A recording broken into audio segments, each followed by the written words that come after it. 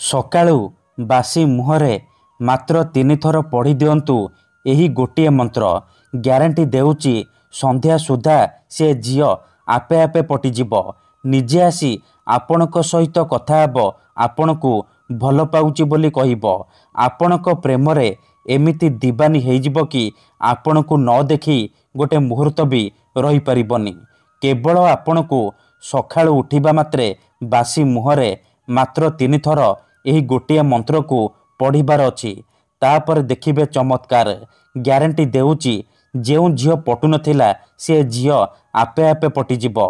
ଆଜ୍ଞା ହଁ, ଯଦି ଆପଣ ସୁନ୍ଦରୀରୁ ସୁନ୍ଦରୀ ଝିଅ ବା ସୁନ୍ଦରୀ ଭାଉଜକୁ ମନେ ମନେ ଭଲ ପାଉଛନ୍ତି, କିନ୍ତୁ ଯେତେ ଚେଷ୍ଟା କଲେ ମଧ୍ୟ ତାକୁ ପଟେଇ ପାରୁନାହାନ୍ତି, ଆଉ ଆପଣ ଚାହୁଁଛନ୍ତି କି ସେ ଝିଅ ବା ନାରୀ ନିଜେ ଆସି ଆପଣଙ୍କୁ ଭଲ ପାଉଛି ବୋଲି କହୁ, ତେବେ ଆଜିର ଏହି ବଶୀକରଣ ଭିଡ଼ିଓଟି ଆପଣଙ୍କର କାମରେ ଆସିବ। କାରଣ ଆଜିର ଏହି ଭିଡ଼ିଓଟିରେ ମୁଁ ଆପଣଙ୍କୁ ଶିଖେଇବି ଏମିତି ଏକ ପ୍ରଚଣ୍ଡ ମହାଶକ୍ତିଶାଳୀ ନାରୀ ମୋହିନୀ ବଶୀକରଣ ମନ୍ତ୍ର। ଏହି ମନ୍ତ୍ରକୁ ଯଦି ଆପଣ ସକାଳୁ ବାସି ମୁହଁରେ ପଢ଼ିଦେବେ, ଗ୍ୟାରେଣ୍ଟି ଦେଉଛି ସେ ଝିଅ ବା ବିବାହିତା ନାରୀ ଆପଣଙ୍କ ବଶରେ ହେଇଯିବ। ଆପଣଙ୍କର ସବୁ କଥା ମାନିବ। ଆପଣ ତାକୁ ଯାହା କହିବେ, ଯେମିତି କହିବେ ସେ କରିବ। କୌଣସି ପ୍ରକାର ବାଧା ଦେବ ନାହିଁ। ନମସ୍କାର ଫ୍ରେଣ୍ଡସ୍, ଓଡ଼ିଆ ଫଣ୍ଡା ଚ୍ୟାନେଲକୁ ଆପଣମାନଙ୍କୁ ସ୍ୱାଗତ। ଆଜିର ଏହି ବଶୀକରଣ ଦୁନିଆର ସବୁଠାରୁ ମହାଶକ୍ତିଶାଳୀ ବଶୀକରଣ। ଯିଏ ବି ଏହାକୁ କରିଛି 100ରୁ 100% ସଫଳ ହେଇଛି। ବର୍ଷ ବର୍ଷ ଧରି ଭାଙ୍ଗି ଯାଇଥିବା ପୁରୁଣା ପ୍ରେମକୁ ଫେରାଇ ଆଣିପାରିଛି। ଶାଶୁ, ନଣନ୍ଦ, ଦିଅର, ଭାଉଜ କାହାକୁ ବି ନିଜ ବଶରେ କରି ତାଠାରୁ ନିଜର ମନ ମୁତାବକ କାମ ହାସଲ କରିପାରିଛି। ତେଣୁ ଆପଣ ବି ମୋ କଥା ମାନି ଏହି ଗୋଟିଏ ମନ୍ତ୍ରକୁ ପଢ଼ିକି ଦେଖନ୍ତୁ। ତାପରେ ଦେଖିବେ ଚମତ୍କାର। କିପରି ସେହି ସମୟଠାରୁ ସୁନ୍ଦରୀ ଝିଅ ବା ସୁନ୍ଦରୀ ସ୍ତ୍ରୀ ଆପଣଙ୍କ ପ୍ରେମରେ ଦିବାନୀ ହେଇଯିବ। ପାଗଳି ପରି ଆପଣଙ୍କୁ ଭଲ ପାଇବାକୁ ଲାଗିବ। ଆପଣଙ୍କୁ ନ ଦେଖି ଗୋଟେ ମୁହୂର୍ତ୍ତ ବି ରହିପାରିବନି।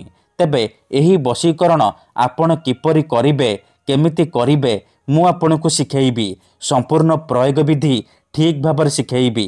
ଜାଣିବା ପାଇଁ ଆପଣ ଭିଡ଼ିଓଟିକୁ ମୂଳରୁ ଶେଷ ପର୍ଯ୍ୟନ୍ତ ପୁରା ଧ୍ୟାନ ସହିତ ଦେଖିବେ। ତେବେ ଯାଇକି ଆପଣ ସମ୍ପୂର୍ଣ୍ଣ ପ୍ରୟୋଗ ବିଧି ଜାଣିପାରିବେ।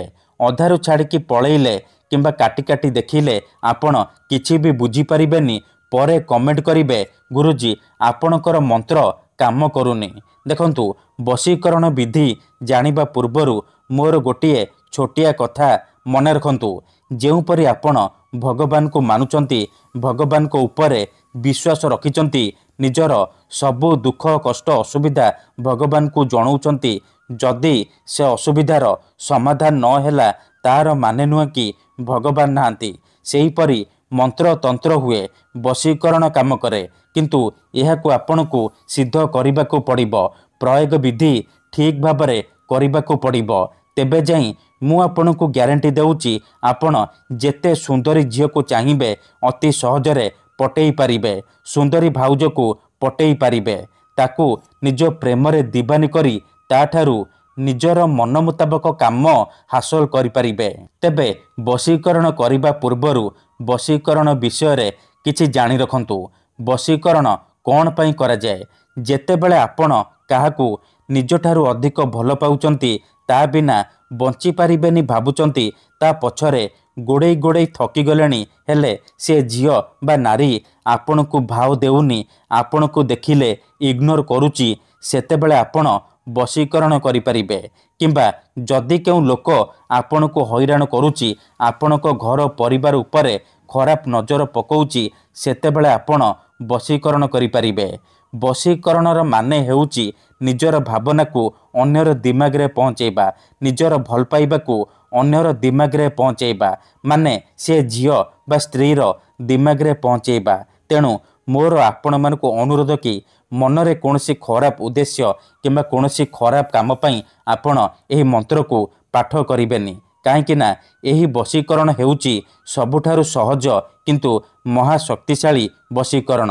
ଏହି ମନ୍ତ୍ରକୁ ଯଦି ଆପଣ ସକାଳୁ ଉଠିବା ମାତ୍ରେ ବାସି ମୁହଁରେ ପଢ଼ିଦେବେ, ସେପଟେ ସେ ଝିଅ ବା ନାରୀ ଆପଣଙ୍କ ଆଡ଼କୁ आकर्षित हेबाकु लागिबो, विचलित होई उठिबो। जेपर्यंत आपणको देखिनी, आपणक सहित संपर्क रखिनी, से खाली छटपट हेबो। तेणु जदि आपण एही वशीकरण କରିବାକୁ चाहुचंती, से झियो बा स्त्री को पटेइबाकू चाहुचंती, ताकू निज बसरे करी ताठारू निजर मन मुताबक काम हासिल करने चाहूँगी। तेणु मोर आपण मानकु अनुरोध कि आपण भिडियोटी को मूलरू शेष पर्यंत पूरा ध्यान सहित देखिबे।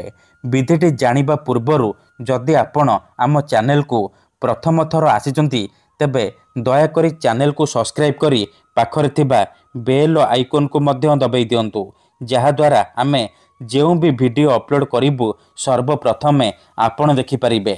ठीक अछि, मन रखंतु एही वशीकरण विधि को आपण केउ भी बारे करि परिबे, किंतु जेबे भी करिबे सखाळु बासी मुहरे करिबे।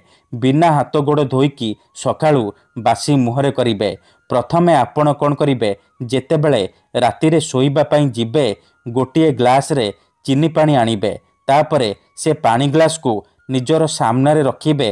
तापरे 7 थर से झियो बा स्त्री रो नाम कहिबे, जहाको आपण निज बसरे करबाकू चाहूचंती। प्रथमे आपण ताकू मने मने भाबिबे, तार मुह को निज मनरे भाबिबे। तापरे 7 थर से झियोर नाम कही पानी ग्लास रे 3 थर फुंकी देबे। ठीक अछि, एतिकी करि सारिबा परे आपण कोन करिबे, से पानी ग्लास को खट तळे रखिकी सोई पड़िबे। जदि आपण खटरे सोउनांती, तळे सोउचंती, तेबे आपण से पानी ग्लास को निजर मुंड पाखरे रखिकी आपण सोई पड़िबे। सखाळु उठिबा मात्रे आपण बासी मुहरे बिना हाथ गोड़ धोई आपण बासी मुहरे आखि बंद करिकी सेई झियो बा नारी को मने मने भाबिबे, तार मुह को निज मनरे भाबिबे। तापरे एही मंत्र को मात्र 3 थर पढ़िबे, आउ 3 ढोक पानी आपण पी देबे। देखंतु, मनेकर आपण जेउ झियो बा नारी को बसरे करबाकू चाहूचंती, तार नाम हेउची काजल। तेबे आपण मंत्र को एहीपरि पढ़िबे, काजल तीव्र बसीभूतं, काजल तीव्र बसीभूतं। थरे आपण कहिबे काजल तीव्र बसीभूतं, गोटिए ढोक पानी पी देबे। आउ थरे कहिबे काजल तीव्र बसीभूतं, आउ गोटिए ढोक पानी पी देबे। एहीपरि आपण लगातार 3 थर कहिबे, आउ 3 ढोक पानी आपण पी देबे। एहीपरि आपण लगातार 3 दिन पर्यंत सखाळु उठिबा मात्रे बासी मुहरे करिबे। मन रखंतु, एही विधि को आपण अधारु छाड़िबेनी। लगातार 3 दिन पर्यंत सखाळु उठिबा मात्रे बासी मुहरे एहीपरि करिबे। तापर देखिबे, जेउ झियो पटु नथिला, से झियो निजे आसी आपण को भल पाउची बोली कहिबो। पड़िशा घर भाउज हाथ धरिकी रूम को डाकिबो, जहा चाहिबे ताहा करिबो। धन्यवाद।